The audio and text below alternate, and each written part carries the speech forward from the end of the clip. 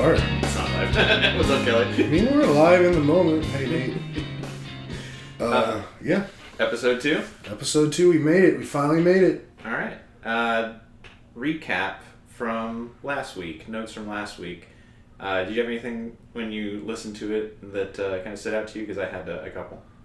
I mean, not really. After the fact, Jeremy did mention that I should have brought up the sound machine that I used in Iowa, which, I mean, was super crucial, but I don't know why I didn't see a need to bring it into the main topic, but he was pretty adamant that it didn't need to be talked about, so I'll just say a few words on that real quick. But Jared found this deal on Meh or Woot or one of those things maybe, and it was like 2 sound machines for like $22. And he was like, "Hey, Kelly, do you want a sound machine?" And I was like, "I'll pay $11 for a sound machine," because I'm a big fan sleeper. I have basically an industrial fan in my bedroom, just because I really like that white noise. It just blocks everything else out. Plus, I like wind. I like cold.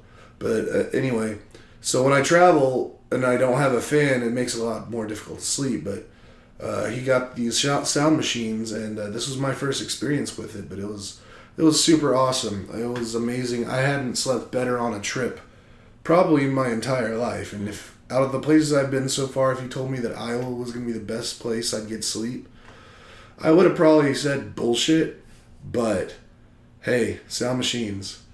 If they were paying me, I'd tell you exactly what make and model it was. But there are no free endorsements here on this podcast. Okay. So we'll just leave it at that. I might give out some free endorsements over the I'm totally joking. over the course of our podcast. I'm not that Hollywood yet. I guess from last time, my note that I took is that if you took a drink every time I said dope, you'd have had a good time. Also, the coriness of it all, I think, you definitely talked about loving him and being around him again, but really when I say the coriness of it all, I guess we didn't bring up getting those like text messages like back to back of, "Hey, you guys are groomsmen. Hey, you guys need to buy this type of shirt. Oh yeah, there's gonna be a rehearsal dinner." And all of us being together one like the night that was happening and just laughing about it. But then also day of the wedding, the photographer being like, "Hey, so where's the groomsman?" And we're like, "He'll be here when he gets here." And that's definitely like a happy place for me to go mentally is hanging out in your hotel room. Corey getting ready, drink a little bit of tequila, and the Avengers being on TV, considering it was like an Avengers themed movie. That was pretty magical. Ash and I nearly took out that entire bottle of tequila that we bought in like the 72 hours that we were there. Oh, I know, because I transported that bottle of tequila back to Texas for you. That was the benefit of you guys driving back, is that we got to just put stuff in your trunk. I mean, I'm happy for you for that.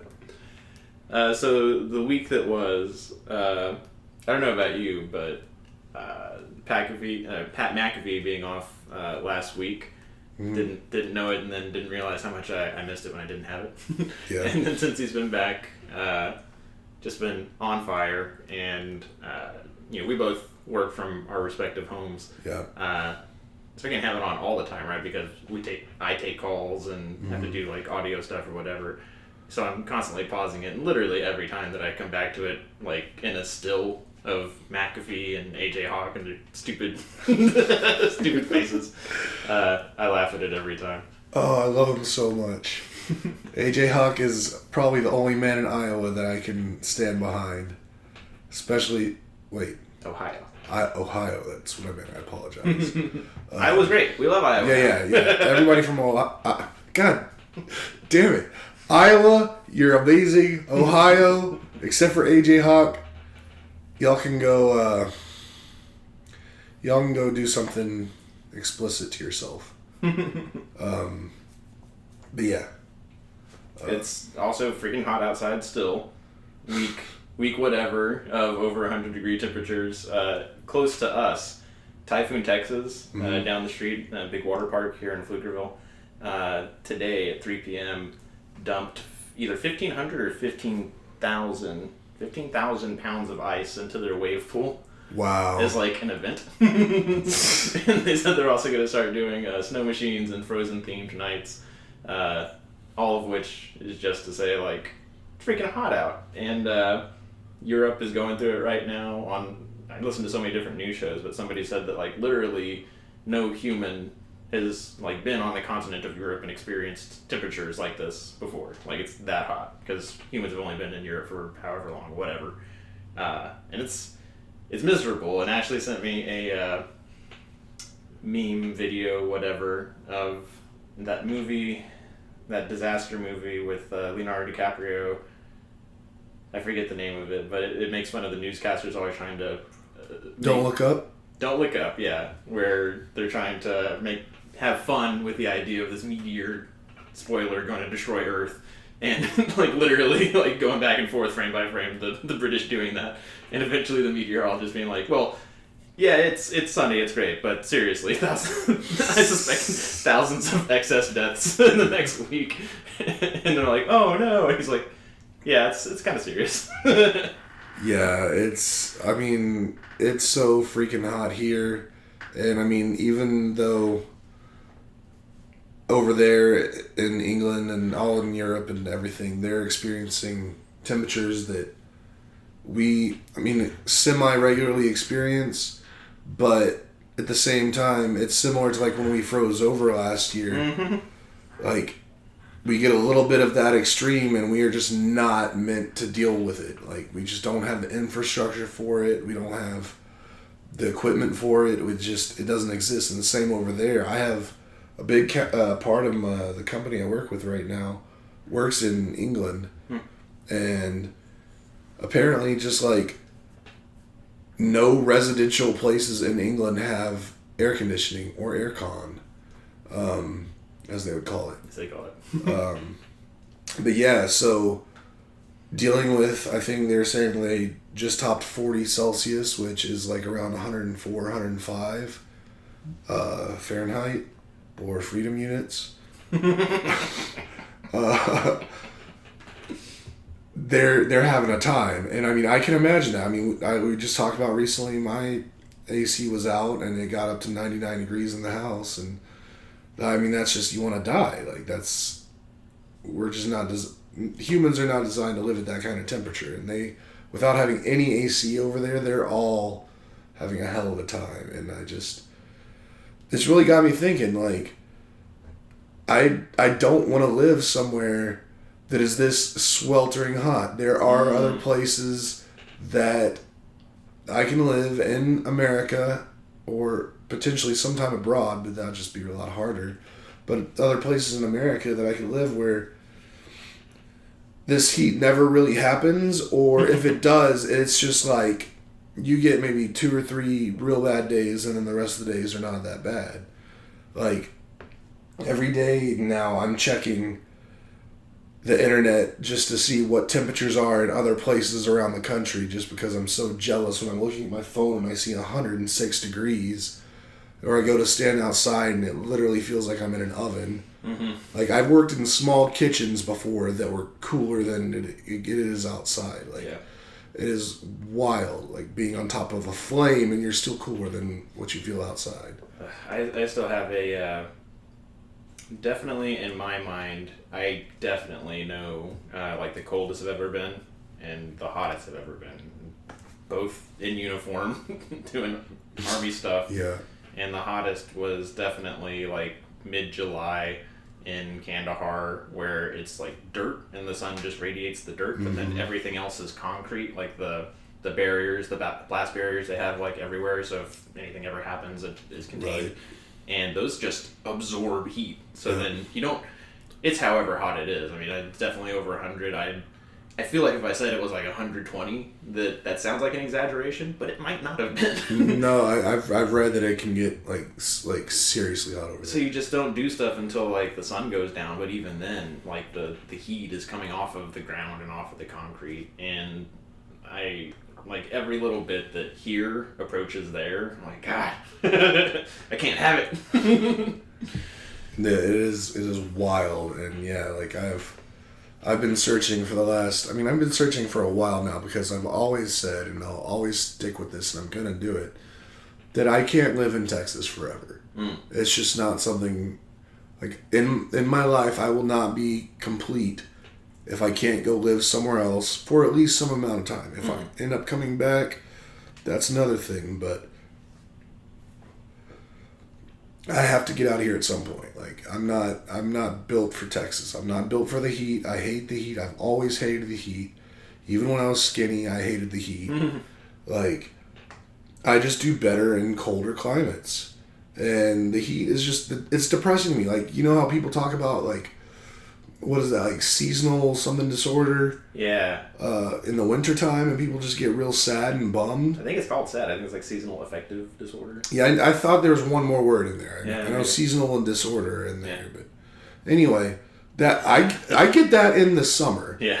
Like in the summertime, I am super bummed. Like it just I don't get along with the sun. Like, I don't like how the sun feels on my skin unless it's maybe like 30-something degrees outside. Then feeling the sun on the skin is awesome. But much more than that, like, it doesn't feel good. The heat sucks. And then there are just also a lot of other problems with Texas that I'm just really... I'm not proud to call myself a Texan. And my dad recently just told me that for the first time in his life, he was disappointed that he raised us in Texas because he moved from Michigan to Texas. And I bet you'd love Michigan temperature-wise. Possibly. I mean, Michigan's kind of one of those weird Midwest states where, like, you get, like, the super hot, maybe not for a long time, but it happens. Weeks, right? Yeah. And then you get, like, tundra cold, like, that real deep, deep cold, which... I'm okay with that kind of deep cold, but I have to have other things that make it okay. Which brings me to... I've kind of decided on where I kind of want to live right now at the moment in the income bracket that I'm in or will be in for the near future. The only place that really seems reasonable that has pretty much everything I wanted. Because I looked over maps of all different stuff, from political things to laws to...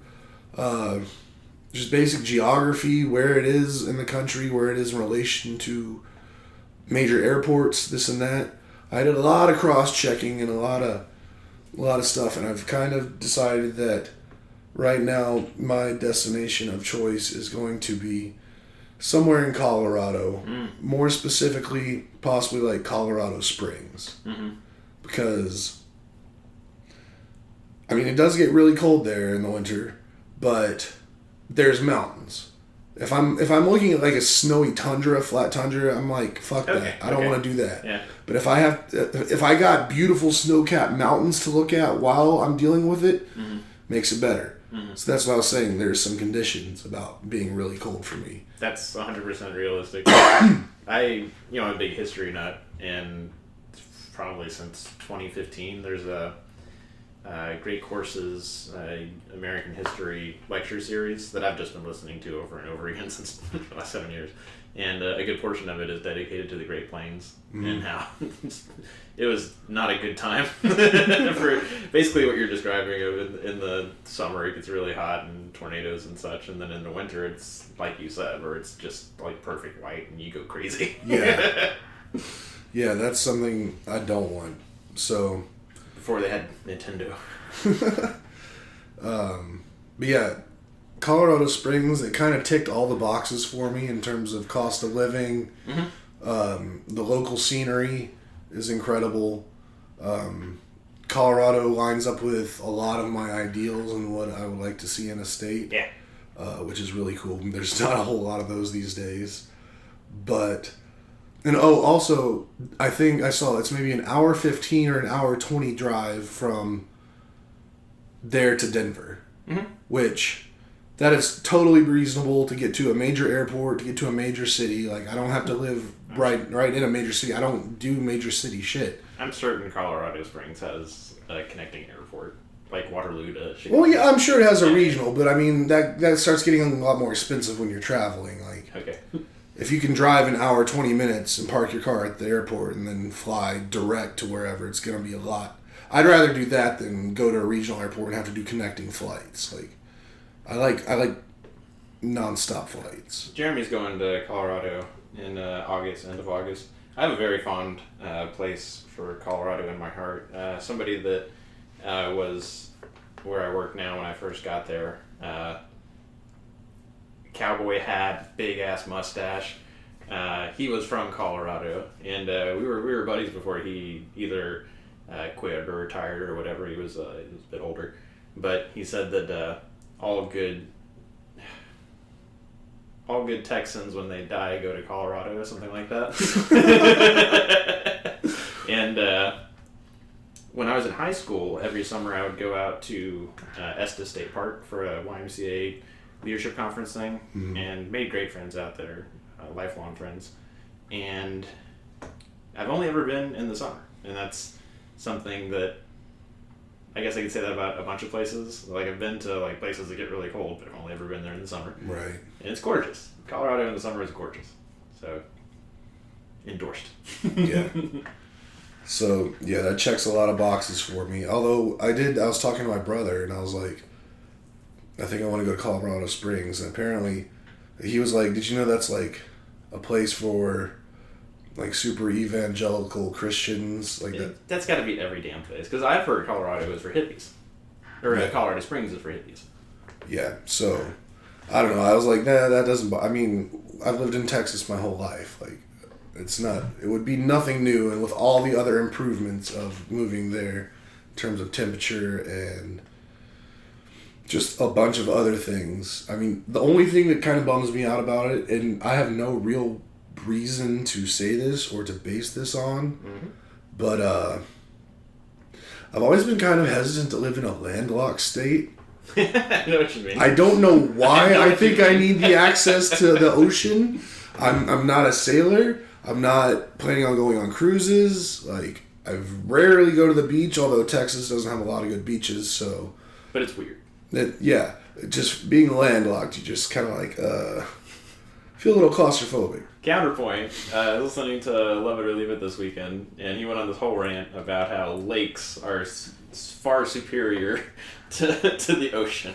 It's like you can't drink the water. You shouldn't drink lake water, but you can't drink ocean water. Right. All kinds of activities like the not jet skis, the skiing that you do on water. Is it just called water skiing? Water skiing. Okay. Don't do that in the ocean. Sharks. Yeah. All of that. I mean, I'm scared as shit of the ocean. Like, I love sitting on a beach, looking at it, maybe, like, putting my foot to where, like, when the wave comes up, it'll just, like, gently graze my foot. Mm-hmm. But I'm not about getting in the ocean anymore. All my ocean memories were, like, with the exception of, like, San Francisco Bay, which was, like, very, very cold. I think of, like, Galveston, and it's, like, getting into abnormally warm water, and it just seems kind of gross. I mean, Galveston definitely is gross and feels gross and looks gross. Isn't Corey like notoriously anti-ocean water too? I don't know. I don't remember anything of the sort. But I'm thinking of one of our trips. Yeah. I definitely think that. I mean, Corey and I are very similar, very similar people. That was also another thing that was really fun about going to Iowa and seeing him and being in the wedding and stuff. It's just, I totally notice some of my mannerisms in him, the way he speaks, and then vice versa. Yeah, we're all kind of. And I was wondering if Jamie like picked up on that. Like, she's like, okay, yeah, these people. That's where he gets it. Yeah, those are his roots. Mm. And definitely, I love seeing that in Ashley, and we definitely affect each other in a bunch of ways. Looked it up. Colorado Springs is also home to the Air Force Academy. So I knew that thanks to the movie Iron Eagle. Boom. So yeah, it looked like there was a little bit of everything going on there. Yeah, I mean, we got protection from above. Like, if shit starts popping off, like, they won't want to mess with Colorado Springs too much because, the Air Force. Couple things. I guess we're kind of like working backwards. Back to last Thursday. Time is it? Yeah. I had this cool thing happen Tuesday where I woke up at like 2 a.m. and my right eye had started swelling. Mm. It's a thing that happens once or twice a year. Some kind of duct, get something in it, but it can get like really, really, really big. Yeah, I've seen it. I've seen it in the past. I've seen it bad. It looks impossibly bad. But I woke up early enough, like 2 a.m., took a couple of Benadryl, but I just kind of floated through that day. Sunday, I went to, was it Sunday or Saturday? Saturday, went to Justin's housewarming party. My brother Justin's housewarming party. Just got a house in Seguin, which for those who don't know is kind of outside San Antonio. It's about an hour 15 from where we are via the Texas Audubon, aka 130, and it was great. Love seeing my cutest little niece Aria. I got to take a bunch of pictures. All my brothers were there, Josh and James, and of course Justin. And yeah, we don't always get to come together at the same time because James works nights down in Houston, and Josh has been bouncing around. So it was good having us all together, and obviously mom and dad too. I've been doing some heart health stuff, just because heart issues are very popular in my gene pool, and got very positive results on a calcium score test. If you got anything in your family history, calcium score is one of those things that's like $80, and if you're good to go, then you're good to go for a while, because it takes a while for calcium to build up in your veins. So highly recommend. Don't think you need, maybe you need doctors sign off or whatever, but $80 and peace of mind for a long time. Yeah. Jealous of Justin's couch. Got some new furniture. Definitely, we've been talking about getting new furniture in our house. We've got these black leather couches from Ashley's childhood, and they've held up, but couple pets have done a number on them. So that's next commission check. That's probably what I'm gonna get. And I've been thinking about a pretty long couch with a chaise lounge type thing. He went double chaise lounge. And I was like, oh damn. And congratulated him on that. Was not jealous of his chicken and his cooking of the chicken, so I might have to send him some photos of that. And then continuing to work backwards, Friday night, we've been getting together, not every Friday night, but a good number of them over the last few months to watch, do a run through of all of the Fast and Furii, and the greatest film franchise in history, second only to Harry Potter for me. If I'm doing more than 3 films in a franchise, Harry Potter 1, Fast and Furious 2. So let's get into it, into the Fast and Furious, the media part of the podcast. This was Hobbs and Shaw, the Fast and Furious presents Hobbs and Shaw. That was the most recent one we watched. Yeah, and for me, it was my favorite one since Fast and the Furious 4, which might have been the 5th movie, because there was that Tokyo Drift. Was that number 2 or? I think they went. It was the Fast and the Furious, and then it was Too Fast, Too Furious, and then Tokyo Drift, yeah, and then I think they just went to Fast 4. Okay. Yeah, so I don't want to spoil that, but there was a scene in that really got me, and that I was like, dang, these guys are, because the first movie is kind of like a B budget movie. Yeah. It is hysterical in the context of the times of they're stealing DVD players, right? Yeah. But the 4th movie, yeah, that's you know the scene I'm talking about. I'm not 100% sure which one you're. She did it for you, Dom. Oh. Google that if you've seen the movies. I challenge you to tell me that's not the best scene, at least in the first 4 movies. But yeah, that for just what it was to the characters and the acting, whatever. I really, really liked that scene in that movie. This one, I felt like they tacked really hard into the action universe. We're definitely in a Bond Mission Impossible universe now. Yeah. And there were so many parts where I was like, oh my god, I can't believe they did him like that. They just killed him right there. And no, they were fine. Oh man, I love the movies. Before we started this watch, how many of the movies had you seen? Definitely I'd seen the first one a couple times. I had seen the second one at least once. And I'd seen Tokyo Drift once, and then it becomes a blur, where the one that's in Brazil, I saw bits and pieces of it on deployment. So it was basically like the first, the second, and then murky. Yeah. But there's also this podcast called How Did This Get Made? Yeah. With Paul Scheer and others, Jason Mantzoukas and friends. And I've listened to all of those How Did This Get Made on the Fast and Furious. So some things I knew were going to happen, but none of these movies have disappointed. They've all been a lot of fun. Do you have any idea how many Ashley had seen? Because she's been a part of this watch too. No. I think it's few. I think it's fewer than me even. I haven't seen them. Yeah. So, I mean, I've seen all the movies until the most recent one, Fast 9. Mm-hmm. I have not seen that one yet. I've seen all of the other ones multiple times, and then, like, the older they are, the more I'd seen them. Right. I think I'd seen Hobbs and Shaw 2 times before we watched it with you guys. That's awesome. The first time I watched it on a flight. It might have been to Las Vegas. Uh-huh. When we went to our work thing. Okay. It was some flight. I think it was a Vegas flight. And they just had it for free on the Wi-Fi. And I was like, I haven't seen this. I'm going to watch this. Saw that, and then I made Jeremy watch it with me after I'd seen it the first time. And then, going back, I've seen them all multiple times.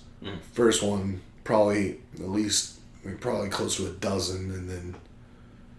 But, anyway, I fucking love the movies. They're incredible, fun movies. I mean, you're not going to win an Oscar. You have to know going into these movies, you're not shooting for Oscars. So that's the thing, is I do think, like, the first few movies, they were, like...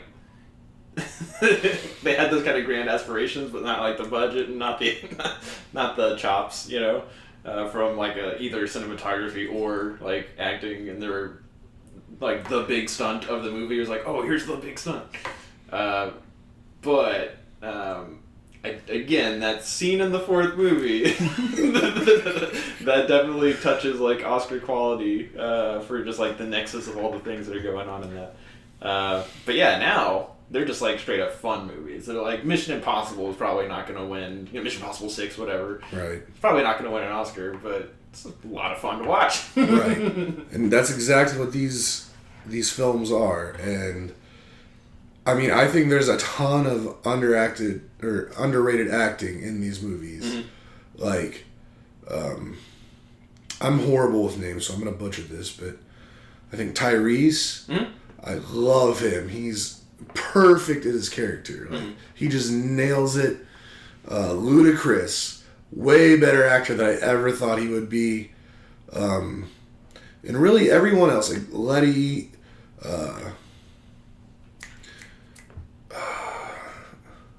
we got Mia, I was trying to think of.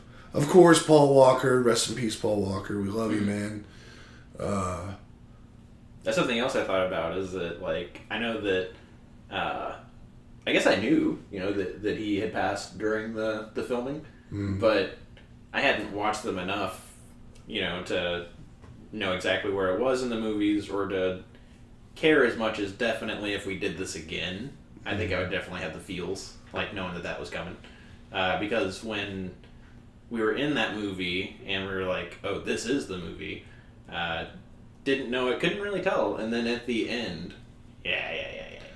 I cry like a baby every time I watch that. It's just, it's so heartbreaking, but also at the same time, the most beautiful send-off they could have done. The way they pulled it off with getting Paul Walker's brother to do some shots and did a little CGI work and this and that, but the way they were able to say goodbye to him in the movie, and you could see it in the actors. Like, you could tell that was, they weren't acting. Like, they were for real sending off one of their best friends and work relations they've ever had. Like, I'm tearing up talking about it. Like, it's such a beautiful moment. I frankly like because they did it really smooth. It's where you can tell that that had happened mid shoot or whatever. But yeah, in the beach scene, I was like, this is a little bit weird. And then there's like, oh yeah, and then it's like, oh yeah. So that was deep in the fields. And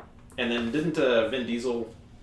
They were like really really close. Like as a cast, right? In real life, something real interesting I learned.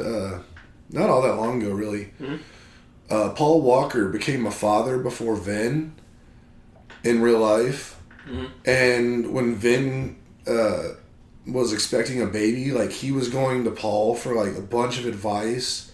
And Paul was, like, walking him through how to be a father. And they were just extremely, extremely close. Like, there was a specific story where Vin was talking about how his daughter was about to be born, and he was having a conversation with Paul, and he was like, yeah, man, I don't know if I'll be able to be in the room or cut the umbilical cord or any of that. That's too much. And Paul, like, sat him down and was like, hey, it seems like a lot right now, but it's going to be the greatest moment of your life, and you will regret it every second if you don't do it. And Vin said that there was no one else in the world that could convince him to do it other than Paul, so he did it. And he will never, like, he loved it. It was just the greatest moment of his life. So then they were just super close. And Vin ended up being named the godfather of Paul's daughter well before he passed away. Mm-hmm. And then he passed away, and ever since then, like, Vin has been a big part of her life and kind of helped raise her and support her. And she recently got married, and he was the one that walked her down the aisle in his wedding, because that's just how close they were. Mm-hmm.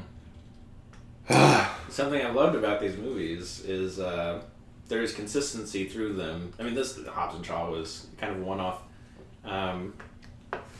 in that it focused on kind of the London and Pacific Island, Samoa settings, themes, and archetypes, but outside of that, and outside of Tokyo Drift, there is a strong LA vibe, but then also Latino vibe, where they go all over, like Dominican Republic and Cuba and Cuba. Yeah, Brazil. And a big part of that, Brazil, obviously Dom is real big about family, and the most important thing is what, Kelly? Family. And more specifically, the people in this room. Mm-hmm. That is, of course, our way to just tell you where the name of this podcast comes from. We spent the last 15 minutes talking about Fast and Furious, so we're pretty passionate about it. But I appreciate it. One thing that you're passionate. Shut up.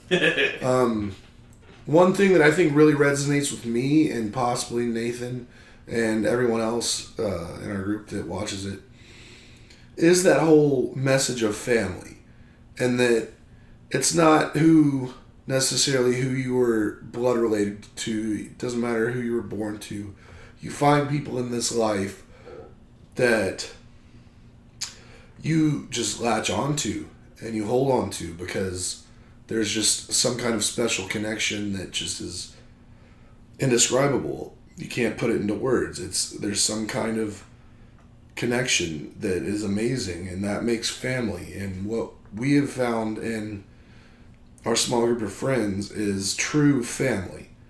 Like, Nathan, you know this, but I'm just going to say it for the podcast. Like, I fucking love you. I would ride or die with you. Like, you are my family. You are my brother. And if anybody said otherwise, I would fucking kick them in the jaw. But and I feel the same way about everyone else in our group. Igualmente. Me too, very much. And we've never fought. Other people in our close group I've definitely fought with before and apologized profusely, because I love my blood brothers. Mm-hmm.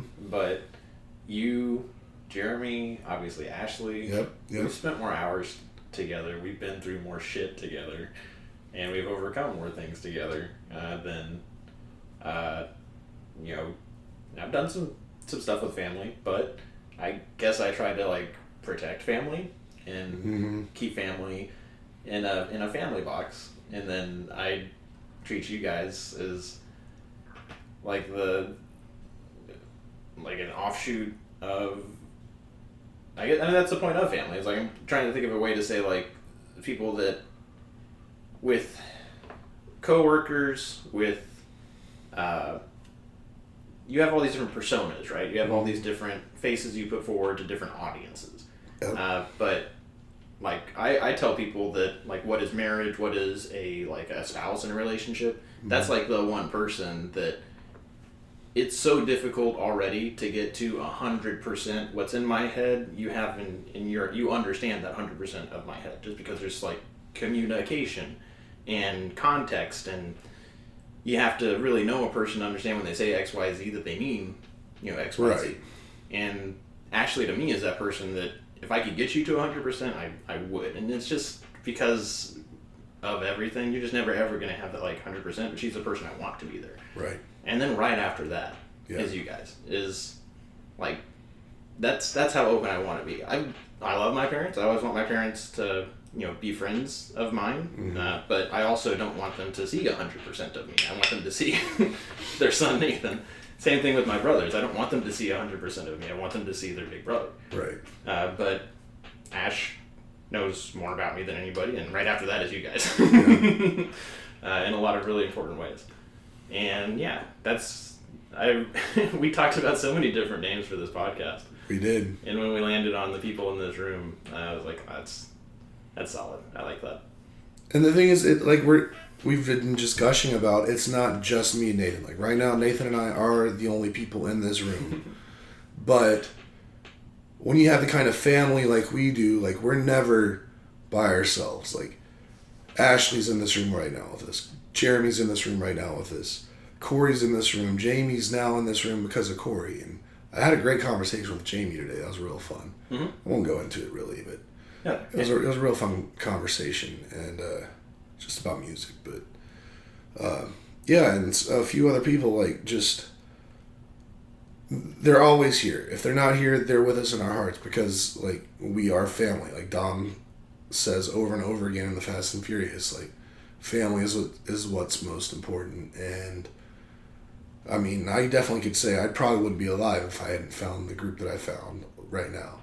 Like, that's just how important it is to me. So we named it that. And speaking of family, like in a very real legal sense, in no small part thanks to you, Ashley had her birthday last week. Yes, she did. So happy week and one day after your birthday, Ash. The party, coincided with the watching of Hobbs and Shaw. Yeah. But I don't think the general public needs to know about what Mr. Pieper got Mrs. Everhart. But I did make her a cookie cake, and then I made another one and brought it over here. But something I wanted to talk about, I guess we'll get into it more next week, is that the football season is upon us. Oh man, yeah. Well, let's have our commissioners meeting first. Okay, and then we'll talk about it more in depth. I really want to talk about it in the context of like how it. I really hope I have returned an iota of the happiness and joy that Ashley has given me in her enthusiasm for football. And she's played fantasy football with us for like a decade, right? Yeah. But a lot of that, like especially early on, was grudgingly, right? Yes, very. But is if you don't know, Ashley's a personal trainer. She's been into fitness and working out. Like I literally saw her for the first time at the YMCA when she was in the gym, and I was like 19 or whatever. And then we didn't actually we'll get into how we met and all of that. But then it was sometime before we took a class together. Blah blah blah. So she's always been into like strength and feats of agility and what the human body can do. So after years of careful trying to watch as much football as I can without watching too much football, right? But then also taking time to be like, hey, you might want to see this part, like when a replay comes up of a running back hurdling a dude, or a cornerback doing a full extension to get that interception, or like a lineman straight up housing a dude. Yeah. She has been getting secretly into it, like 3 years ago, 2 years ago. But then last year she just dropped a fucking hammer on me and got just like fully into it, to the point where she was wanting to watch like more games than than I did want to or could, and just like really fucking into it, to the point where we ran out of football like so the Super Bowl happened. But thankfully this year is unique in that there was this thing called the USFL. Yeah. And if she had been like, oh yeah, let's just watch the Houston games or whatever, I wouldn't have been happy with that. A lot of people, McAfee included, were just like laughing at that. Yeah. But she was into it, and we watched like a whole bunch of those games. And I think the difference is, like I'll say about the NFL, that like you can pretty much guarantee like every third play, 1 in every 3 plays, something awesome's going to happen, like either offensively or defensively. Yeah. USFL, it's like 1 in every 6 plays. So sometimes that means, there's a couple drives that are just nonsense, but you're still going to see something cool happen like every 6th play. So if you're scoffing the USFL, next year there's going to be an XFL as well. And I actually just saw this Sunday, the XFL is announcing what cities have teams. Mm-hmm. And I'm really kind of rooting for Austin to have a team. I mean, I don't know if it'll be a thing, but if they get a team, I'll go see a game. Word. So we can talk about the fantasy aspect later, but yeah, just super ready for football to start. And no small part of that is actually being excited for it as she has been. I mean, I won't lie. She has definitely hyped me up numerous times for football. Like, it just won't even be on my mind, and I'll see that she sends me a post from Instagram. Oh, man. And it's just, like, the greatest fucking football thing I've ever seen. And it's wild. Like, I remember a few years ago, like, her texting me, like, hey, don't tell Nate, but I think I'm getting into football. And then it just eventually grew. And, I mean, I'm not married to her. She's my sister. Like, I love her to fucking death. She is my family through and through. But I'm not married to her, so I'm not on that level. But I, at the same time, am reaping the rewards of her getting into football and her just loving the fuck out of it. I am a little disappointed that she became a Cowboys fan just because of you. No, actually. So, yeah, she has a lot of Zeke love, a lot of love for Prescott and Cooper. A lot of that has to do, obviously, with my love, with my grandmother's love for it, too. And then we also watched Hard Knocks at the beginning of the season. So yeah. But she's doing something awesome that I know that some people, like yourself, just don't understand, and that it's following all the individual players. So instead of being a fan of one team, she can be a fan of all of the teams. So she has, like, Cowboys might be number 1, but she is deep into the Miami Dolphins especially, but also the Baltimore Ravens. She's into like a bunch of different teams, in no small part because she like knows the individuals, and she's like into it in a way that we didn't grow up with social media and seeing all these individual players put out their like talent tapes and all that. Her, in the same way that she was like way more into football than I anticipated that she would be, she's also into fandom in a way that I love. That it's not just like one team; it's a whole bunch of teams because of a whole bunch of players. I totally feel what you just said, and I totally love it. I feel like you just kind of took a jab at me, thinking that I'm not one to think in that kind of fashion. But that then leads me to wonder, where do you get that from? Because why did I love the Patriots? Why do I love the Bucks? That one player? I'm just saying. Not understanding, following just players, individual. Why do I love the Lions right now? Because they just drafted Aiden Hutchinson from Michigan in the first round, one of the best defensive players. He's the next fucking J.J. Watt. Okay, but I'm telling you, however many players you're following, she's following way. Well, I'm not discounting that at all. I'm just bringing it up because like you're acting like, oh, I'm a one-team kind of guy. I'm from Houston. I like the Texans now. I liked the Oilers, then they left, and I had to go find other stuff. Then the Texans came to Houston. Had to like them because it's Houston. But they fucking suck, so I can't put all my eggs in that basket. Really, it's my commentary on how you guys are always clowning on me for, like, this team will play that team, and I'll be like, I just want to see a really good game. Well, in the moment, when you have to be, like, if you're watching any game, I do think it's kind of absurd to not want one team to win over the other. And it could be for the dumbest, most pettiest reason you could absolutely think of. But there's got to be one thing on one of the teams that you're just like, I don't like that. No. Why is it got to be an I don't like? I mean, there's just something. There's a player, like, we follow all the players, so it's like, yeah, that dude, he hit some chick. I mean, I can't. But you know what's happened, like, the last 4 Super Bowls or whatever?